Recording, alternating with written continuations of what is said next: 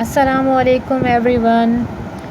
आप देख रहे हैं सिंध बोर्ड एजुकेशन AHK और यहाँ पे मैंने यूनिट नंबर 16 स्टार्ट करवाया हुआ है। सिंध टेक्स्ट बुक के अकॉर्डिंग ग्रेड 9 के लिए है ये मैथमेटिक्स का, और उसकी हमने एक्सरसाइज 16.1 कंप्लीट कर ली थी। 16.2 पर हम हैं और हम आ गए हैं उसके क्वेश्चन नंबर 6 पर। तो चलें शुरू करते हैं। बिस्मिल्लाहिर्रहमानिर्रहीम। यहाँ पर आपसे कह रहे हैं कि अगर ये 3 पॉइंट्स ABC एक इक्विलेटरल ट्रायंगल को फॉर्म कर रहे हैं तो आपने वैल्यू ऑफ K फाइंड करनी है। सबसे पहले तो हमें ये बताना है कि ये एक इक्विलेटरल ट्रायंगल है, ठीक है जी। और उसके बाद अगर ये इक्विलेटरल ट्रायंगल है तो हमने value of K find out करनी है। तो इक्विलेटरल ट्रायंगल के लिए आपको हमने कंडीशन बताई हुई है कि इक्विलेटरल ट्रायंगल का मतलब क्या है, जिसके तीनों साइड्स इक्वल होते हैं, वो इक्विलेटरल ट्रायंगल कहलाती है। तो लेट्स यहाँ पर आपके पास जो ट्रायंगल है उसके 3 साइड होंगे AB, BC एंड CA। ये तीनों इक्वल आने चाहिए हैं। तो हम सबसे पहले जो है वो डिस्टेंस फाइंड करना शुरू करेंगे, जो कि होगा distance of AB means length of AB। Length of AB के लिए हम लोग क्या करेंगे, पॉइंट्स B और A लेंगे और B पॉइंट्स में से A पॉइंट्स को हमने माइनस करना होगा। जो नए देखने वाले हैं वो मेरे पुराने लेक्चर्स को देखेंगे तो उनको ये बात समझ में आ जाएगी, क्योंकि यहाँ पर मैं आपको अब वैसे पॉइंट्स लिख के नहीं समझा रही। तो आप पुराने लेक्चर्स देखेंगे तो आपको पता लग जाएगा कि किस तरह से हमने इनको माइनस करना है। अच्छा, यहाँ पर मैं नेक्स्ट लाइन में ये क्वेश्चन सॉल्व करना होता, बट मैं यहीं पर सॉल्व कर रही हूँ। 9 में से 3 माइनस किया है मैंने तो 6 बच जाएगा, आ जाएगा 6 का स्क्वायर। 1 में से 1 माइनस हो गया तो ये आ जाएगा 0 का स्क्वायर। 0 का स्क्वायर कोई मायने नहीं रखता है, तो डिस्टेंस ऑफ AB जो हमारे पास आ जाता है वो आएगा 6 का स्क्वायर। तो रूट से स्क्वायर हो जाएगा कैंसिल और डिस्टेंस ऑफ AB मेरे पास आ जाएगा जस्ट 6। अब हम चेक कर लेते हैं distance of BC। Distance of BC के लिए हमें पॉइंट चाहिए होगा B। पॉइंट है मेरे पास B 9 and 1 and point C है मेरे पास 6 एंड K। तो BC है तो सेकंड वाले पॉइंट में से फर्स्ट वाले पॉइंट को माइनस करना होता है। तो यहाँ पर हमें माइनस करना होगा C में से B को। 6 माइनस 9 का whole square plus K minus 1 का होल स्क्वायर। अच्छा बच्चों, सबसे पहली बात तो मैं ये बता दूं कि ये इक्विलेटरल ट्रायंगल नहीं बनेगी, ठीक है बेटा। ये बनेगी आइसोसेलेस ट्रायंगल, वो अभी आप देख लेंगे। 9 में से 6 माइनस किया, 3 बचा, बड़े नंबर के साथ माइनस का साइन है तो आंसर में आ जाएगा माइनस। तो ये हो गया इसका स्क्वायर और यहाँ पर आ गया आपके पास K माइनस 1 का होल स्क्वायर। अब हम इसका ब्रैकेट ओपन करेंगे और देखेंगे कि इसका आंसर क्या बचता है। यहाँ पे माइनस पे पावर इवन है तो पॉजिटिव 3 का स्क्वायर होगा 9। यहाँ पे फॉर्मूला खुलेगा A माइनस B का होल स्क्वायर, जो कि मैं आपको अभी रफ वर्क में सॉल्व करके दिखा देती हूँ कि वो आपने किस तरह से करना है। तो बच्चों, इसके लिए आपने थोड़ा सा यहाँ पे फोकस करना होगा। यहाँ आ जाता है आपके पास K माइनस 1 का होल स्क्वायर है, तो यहाँ आ जाएगा A का स्क्वायर माइनस 2, A की जगह K, B की जगह 1 और फिर 1 का स्क्वायर।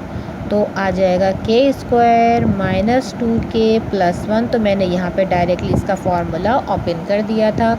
यहाँ आ जाएगा डिस्टेंस ऑफ BC मेरे पास, जो स्क्वायर वाली टर्म है वो मैंने पहले लिख दी है, मैं इसे अरेंज करके लिख रही हूँ। 9 में मैंने 1 प्लस कर दिया तो ये हो जाएगा 10।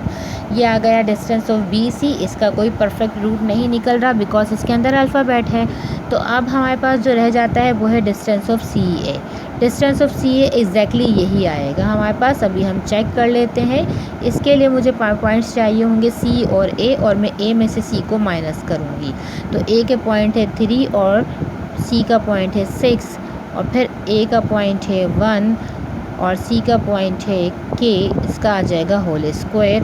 तो डिस्टेंस ऑफ CA जो मेरे पास आ जाएगा वो आएगा आपके पास माइनस 3 बचा यहाँ पर इसका स्क्वायर, और यहाँ पे मैं इसका होल स्क्वायर ओपन कर रही हूँ। ये आ गया 1 minus 2K plus K square.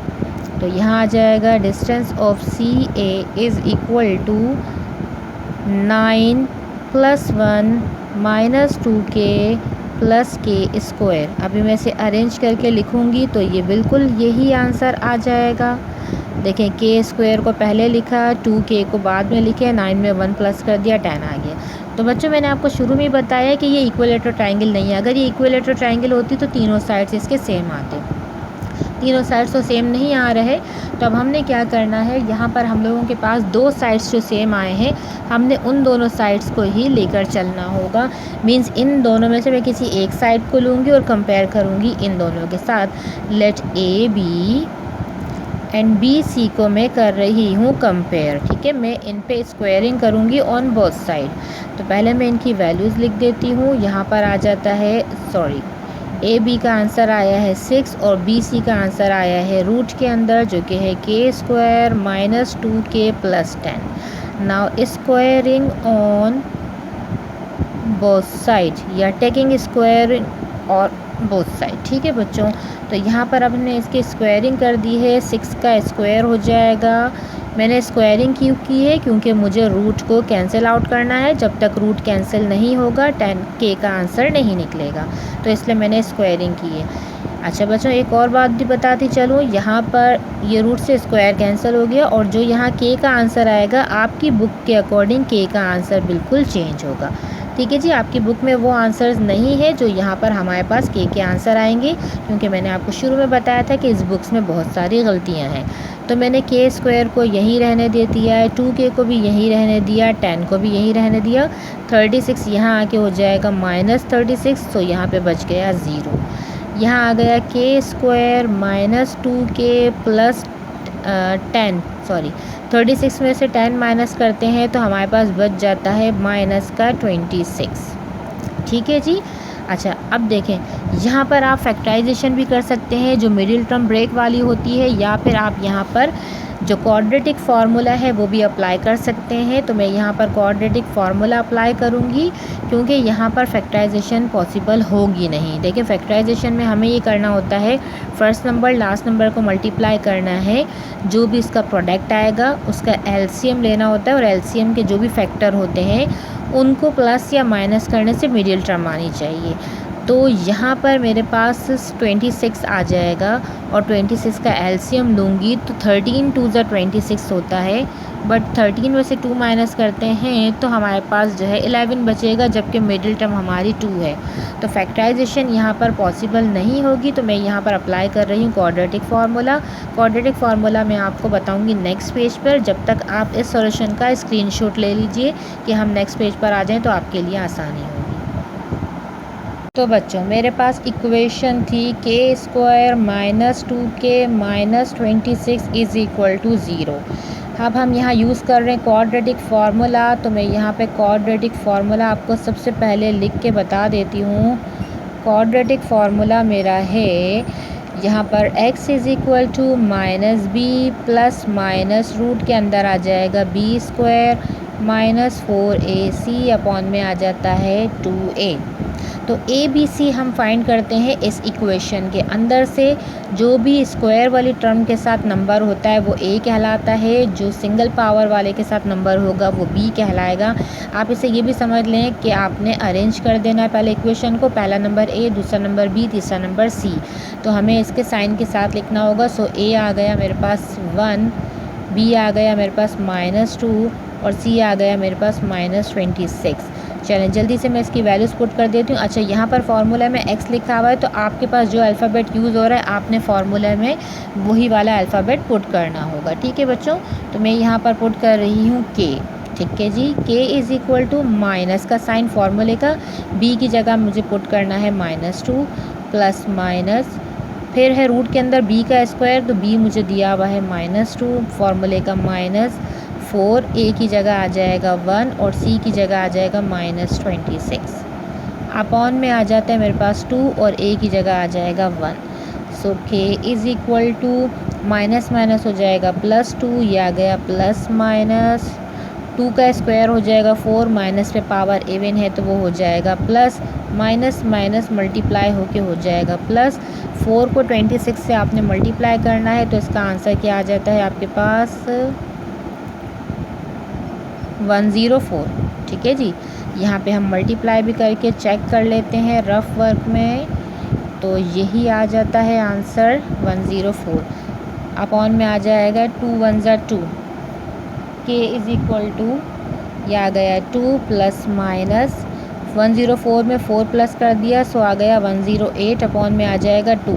अब बच्चों रूट से ये नंबर निकालना है। रूट से नंबर निकालने का तरीका हमने आपको बताया हुआ है कि आपने लेना होगा एलसीएम। तो ज़रा जल्दी से हम लेते हैं इसका एलसीएम। 2 5 ज़ा 10, 2 4 ज़ा 8, 2 2 ज़ा 4, 2 7 ज़ा 14, 3 9 ज़ा 27, 3 3 ज़ा 9 एंड 3 1 ज़ा 3। जिसके पेयर्स बन गए हैं वो तो आ जाएगा रूट से बाहर। तो इसके पेयर्स बन गए हैं, एक पेयर बना है 2 का, एक पेयर बना है 3 का, वो रूट से बाहर आ गए। एक 3 रह गया यूनिट, वो मैंने रूट के अंदर रहने दे दिया।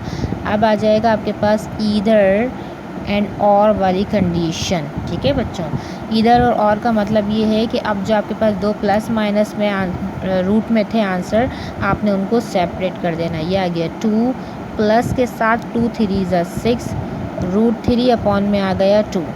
अब एक माइनस के साथ था, उसे मैं अलहदा करके लिखूँगी 2 माइनस 2 3 ज़ा 6, रूट 3 अपॉन में आ गया है 2।